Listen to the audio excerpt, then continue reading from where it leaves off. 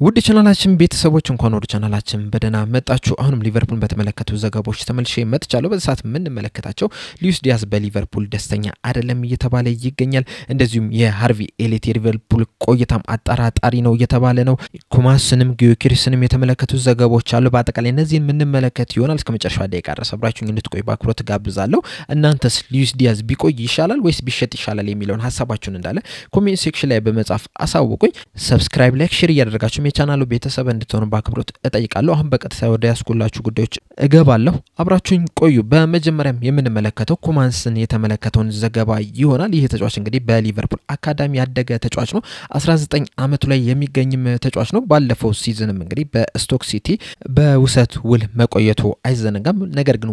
የውሰት ውል እንግዲህ አልጋ ባልጋ የነበረ አይደለም። ምክንያቱም እንግዲህ ስቶክ ሲቲዎች በአመቱ ሙሉ እንግዲህ 3 አሰልጣኞችን መቅጠር ችሏልና በ3 የተለያዩ አሰልጣኞችን መሰልጠን ችሏል። እንደዛም ቢሆን ግን 49 ጨዋታዎችን ማድረግ ሲችል ከነዚህ 49 ጨዋታዎች ደግሞ 6 ጎልና 3 አሲስት ማስመዝገብ ችሏል። እንደ ዘ ዴይሊ ሜል ዘገባም ከሆነ እንግዲህ ሼፊልድ ዩናይትዶች ይህንን የ19 ዓመት ወጣት ተጫዋች እንግዲህ ወደ ቡድናቸው መቀላቀል ይፈልጋሉ እየተባለ ይገኛል። ሼፊልድ ዩናይትዶች እንግዲህ ባለፈው ሲዝን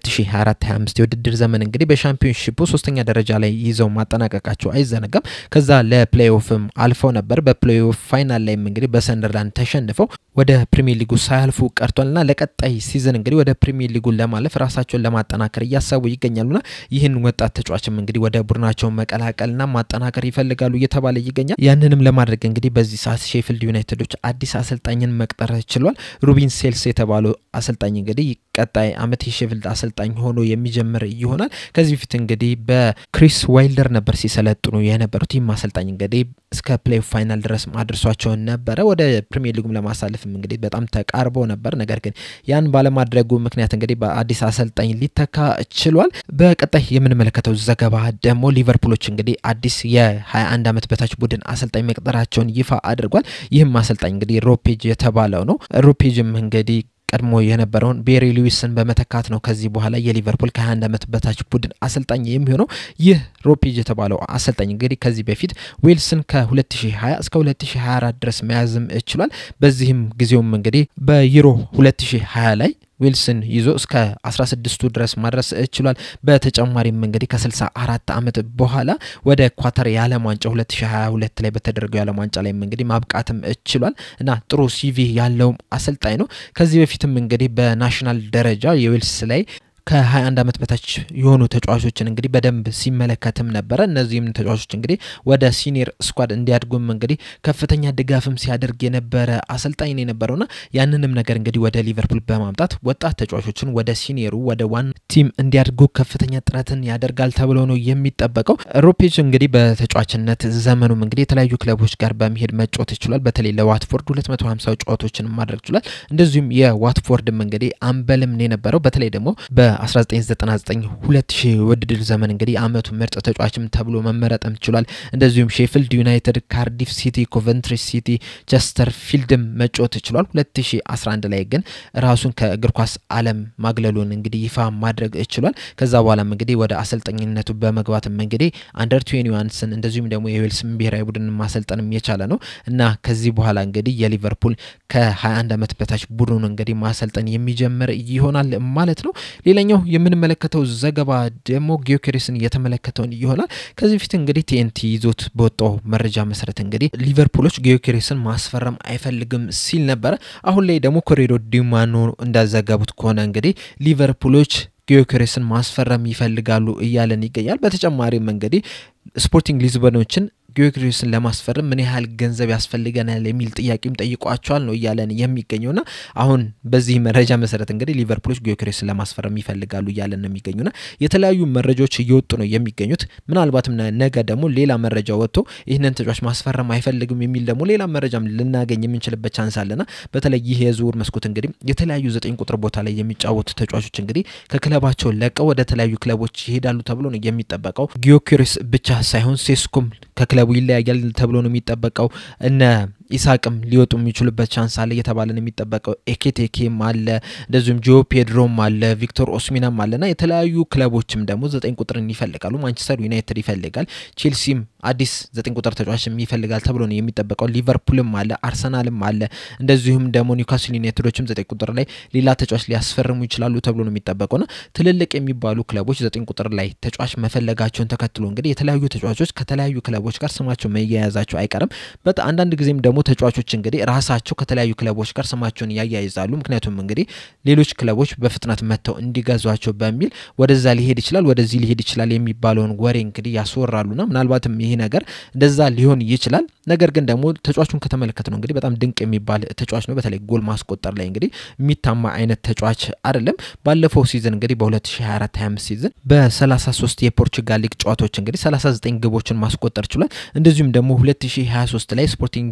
ሊዝበንን ከተቀላቀለ ጀምሮ እንግዲህ 102 ጨዋታዎችን ማድረግ ችሏል በእነዚህ 102 ጨዋታዎች እንግዲህ 97 ግቦችና 28 አሲስቶችን ማስመዝገብ የቻለ ተጫዋች ነው በርግጥ የፖርቹጋል ሊግና ፕሪሚየር ሊጉ የተለያየ ነገር ነው ነገር ግን ደግሞ ጎል አስቆጣሪ የሚባል ተጫዋች ነው ሊቨርፑሎች ይህንን ተጫዋች ቢያመጡት ይሳካላታል ወይ የሚለው ነገር በጣም ትልቅ ጥያቄ ነው የሚሆነው በተለይ ደግሞ አሰልጣኝ አርነ ስሎት እንግዲህ ሊንካፑ ጥሩ የሆነ 9 ቁጥር ተጫዋች ነው የሚፈልጉት ከጎል ማስቆጠርም በላይ እንግዲህ አጠገቡ ላይ ካሉ ተጫዋቾች ጋር ሊንካፑ ጥሩ ሊሆን ይገባል የሚል አይነት ፍልስፍና ያላቸው አሰልጣኝ ናቸውና ጊዮኮሪስ እንደዛ አይነት አጫወት አለው የሚለው እንግዲህ በጣም ትልቅ ጥያቄ ነው የሚሆነው ነገር ግን ደግሞ ከጎል አስቆጣሪነቱን ከተመለከት ነው ግን በጣም የሚያስደንቅ ተጫዋች ነው በተጨማሪም ይህ ተጫዋች እንግዲህ ወደ ሊቨርፑል ሊመጣ የሚችልበት አንድ ነጥብ እናንሳ ከተባለ ግን ጎል ማስቆጠሩ ነው ሊቨርፑሎች እንግዲህ ጎል ክሪኤሽን ላይ የሚታሙ አይደለም ኑኔዝ እንግዲህ በዚህ 3 አመታት 71 ኳሶችን ንጹህ ኳሶችን ጎል መሆን የሚገባቸው ኳሶችን መሳቱ አይዘነጋምና ያንን ኳሶች ጊዮኮሪስ ቢያገኛቸው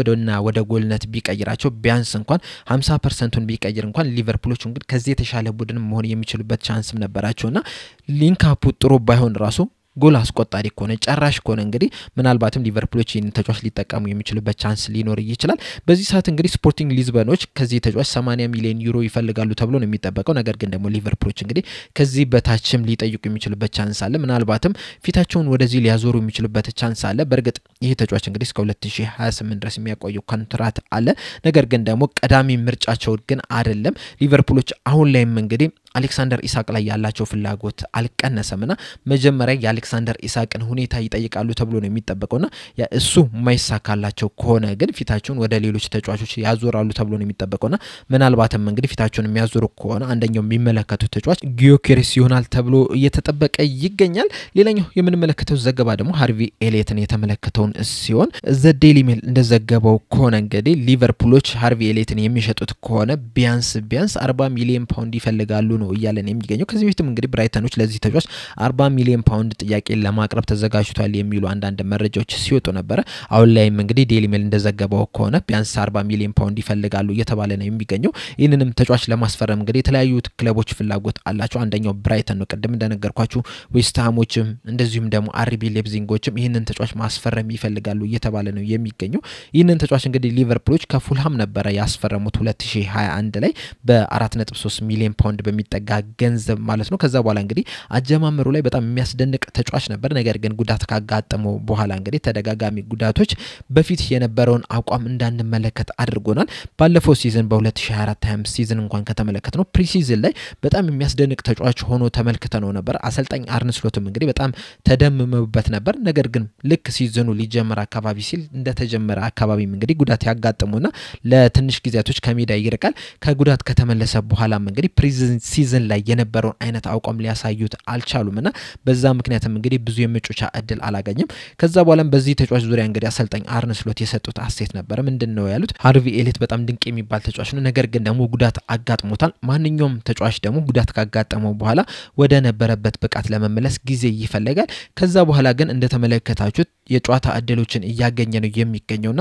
ወደ በፊቱ ብቃቱ ለመመለስ እንግዲህ ጥረት እያደረገ ነው የሚገኘው ብለው ነበር ነገር ግን እንደዛም ቢሎም ራሱ ብዙ የመጮቻ እድል ያገኘ ተጫዋች አይደለም በርግጥ ወደ መጨረሻዎቹ አካባቢ ጥሩ የመጮቻ እድል ቢያገኝ ማለት ነው ነገር ግን አሁን ላይ እንግዲህ ሊቨርፑሎች ፍሎሪን ቪርትስን ማስፈረማቸው ተከትሎ ምናልባት ሃርቪ ኤሊየት ከሊቨርፑል ሊለቅ የሚችልበት ቻንስ አለ እየተባለ ነው የሚገኘው በተለይ ደግሞ ሃርቪ ኤሊየት 10 ቁጥር ቦታ ላይ ነው መጮት የሚፈልገው ወደ ክንፍ መውጣት ብዙም የሚመቸው አይነት ተጫዋች አይደለም ከኳስ ጋር ኢንቮልቭ ሶልቭ ማድረግ የሚወድ ተጫዋች ነውና የፍሎሪያን ቪርትዝ ወደ ሊቨርፑል መምጣት ደግሞ 10 ቁጥር ቦታ ላይ ሶስተኛ ወይም አራተኛ ተመራጭ እንዲሆን አድርጎታልና በዛም ደስተኛ ላይሆን ይችላል ምናልባትም ሊቨርፑልን ሊለቅ ይችላል ነው እየተባለ የሚገኘው በዚህ ሰዓት እንግዲህ ሃርቪ ኤሊየት ከእንግሊዝ ከ21 ዓመት በታች ቡድን ጋር ነው የሚገኘው በዛም ቆይተው እንግዲህ 4 ጎሎችን ማስቆጠር ችሏል እንደዚሁም እንግሊዝ ወደ ፍጻሜ እንድታልፍም እንግዲህ ከፍተኛ ድጋፍ ማድረግ ችሏል በተለይ ደግሞ ኔዘርላንድን 2-1 በሆነ ውጤት በመታሸነፍበት ሰዓት ሁለቱንም ጎሎች ያስቆጠረው ሃርቪ ኤሊየት ነውና በዛ በጣም ድንቅ የሚባል እንቅስቃሴን ያደረገ ነው የሚገኙና ያ ድንቅ እንቅስቃሴ ማድረጉ እንግዲህ ለሊቨርፑል የሚጠቅመው ሊሸጡት እንኳን ቢሉ ምናልባትም ከፍተኛ ገቢ ሊያገኙበት የሚችሉበት ተጫዋች ይሆናል ተብሎ ነው የሚጠበቀውና ምናልባትም ሃርቪ ኤሊየት በዚህ የክረምት የዝውውር መስኮት ሊቨርፑልን ሊለቅ የሚችልበት ቻንስ በጣም እየሰፋ ነው የሚገኘው በስተመጨረሻ የምንመለከተው ዘገባ ደግሞ ሉዊስ ዲያዝን የተመለከተው ይሆናል እንደ ፔፔ ሳር የተባለው የኮሎምቢያዊ ጋዜጠኛ ዘገባ ከሆነ እንግዲህ ሉዊስ ዲያዝ እና የሉዊስ ዲያዝ ካምፕ እንግዲህ በሊቨርፑሎች ደስተኛ አይደሉም ነው ያለን የሚገኘው ይህም ያለበት ምክንያት ምንድነው ሊቨርፑሎች ቃላቸውን አጥፈዋል ነው ያለን የሚገኘው እንደ ምክንያት ያስቀመጠው አያይዞም በሰጠው አስተያየት ምንድነው ያለው ቃላቸውን የሚያጠፉት አንደኛ በኮንትራት ሁኔታ ላይ ኮንትራቱን ያራዝማሉ ይያሉ ነበር ነገር ግን እስካሁን ድረስ ምንም አይነት ነገር የማራዘሚያ ጥያቄም አላቀረቡልንም ሁለተኛው ደግሞ በዝውውር ሂደት ላይ ነው የነበረውና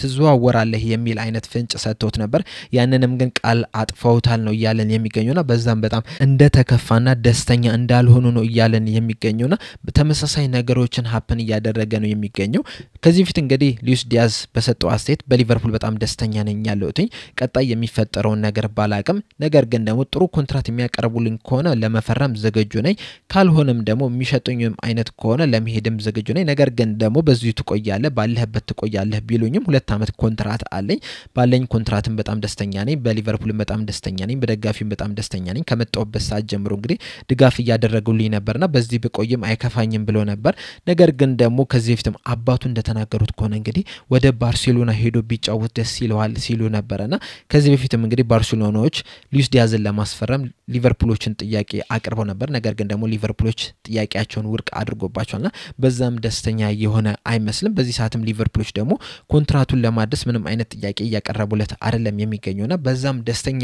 አይደለምና በሁለቱም ደስተኛ ያልሆነ ተጫዋች ነው ምናልባት እንግዲህ ከዚህ በኋላ የሳውዲ ሊጎች ይህንን ተጫዋች ለማስፈረም ሊመጡ ይችላሉ የዛን እንግሊዝ ሉዊስ ዲያዝ ያንን ጥያቄ ሊቀበል የሚችልበት ቻንስ አለ ብዬ ነው የማስበው ሊቨርፑሎችም እንግዲህ ከፍተኛ ገንዘብ እስከቀረበላቸው ድረስ ሉዊስ ዲያዝን ይለቁታል ተብሎ ነው የሚጠበቀውና ሉዊስ ዲያዝ ግን አሁን ባለው ነገር ግን ደስተኛ አይደለም ነው እየተባለ የሚገኘው እና ምናልባትም እንግዲህ ሊቨርፑሎች ከሉዊስ ዲያዝ ጋር ሊለያዩ የሚችሉበት ቻንስ አለ እየተባለ ይገኛል የእናንተ ሐሳብ ምንድነው የሚለውን እዛው ኮሜንት ሴክሽን ላይ በመጻፍ አሳውቁኝ ሰብስክራይብ ላይክ ሼር ማድረጋችሁን እንዳትረሱ በቀጣይ በሌላ እስከምንገናኝ ድረስ ቻው